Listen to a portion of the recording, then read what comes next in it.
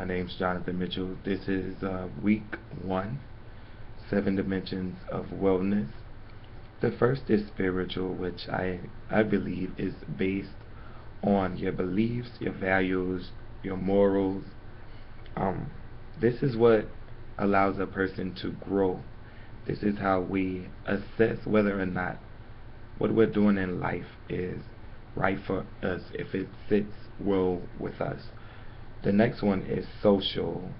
And when I think of social, I think of relationships.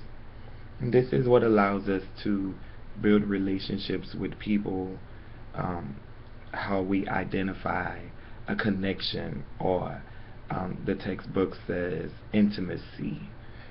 The next wellness is physical wellness. And this is a certain level of tangibility, how we nurture ourselves through diet, through exercise, those things that we're able to do on a daily basis. Um, the next one is emotional wellness, which I believe I could use a bit of work on this one. Emotional is how we manage our stress, how we express what we feel at the time. Is also helpful in building relationships. This is how other people relate to us and how we relate to other people. The next one is very important to me is intellectual wellness, and it's our ability to learn to process information, to relay the information we have learned in a way that proves we understand it clearly, and that we are able to get other people to understand it as well. Occupational wellness, it shows how we manage or balance different aspects of our life in regards to work or leisure time, even school education. It's if we're able to manage that time in a way that we're using it wisely and in a manner that benefits us best. The last one is environmental. Usually we think of outdoors when we think of the environment, but this is not always the case.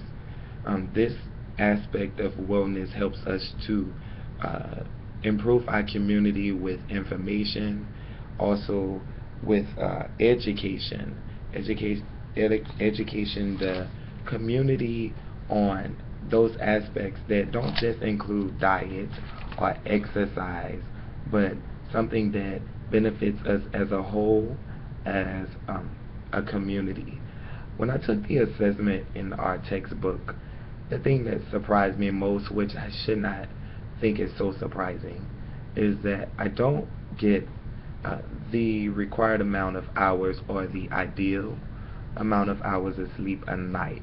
Usually I toss and turn up all times of the night thinking or not really resting. So when I do wake in the morning, I'm still tired and fatigued. Um, the three weakness dimensions of wellness that I identify were social, physical, and emotional. Typically, with my schedule being so hectic, I don't have time to build those relationships with friends. I have also lost a few friends along the way. Emotional, I don't take time to tend to those things that cause me the stress, or even take the time to sit and find uh, solution to how I can better manage that stress.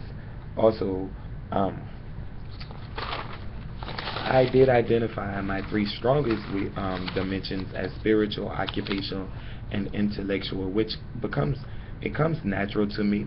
Spiritually, I'm a church musician, so that does allow me the time to examine what I believe and those things uh, that I can tend to spiritually and nurture myself without being a tangibility. Also, occupational, of course, I work a full-time job and I do care for other people, so this is a natural thing for me as well.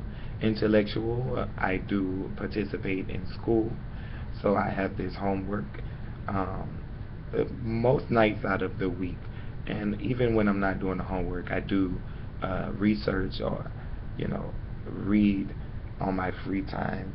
I have learned that wellness is not just diet or exercise; it's a lifestyle that nurtures every part of the body.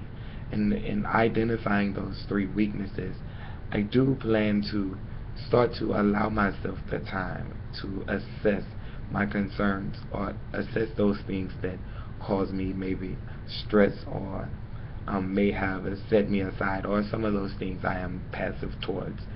So hopefully by the end of the course, I will be able to manage each area of the seven dimensions of wellness.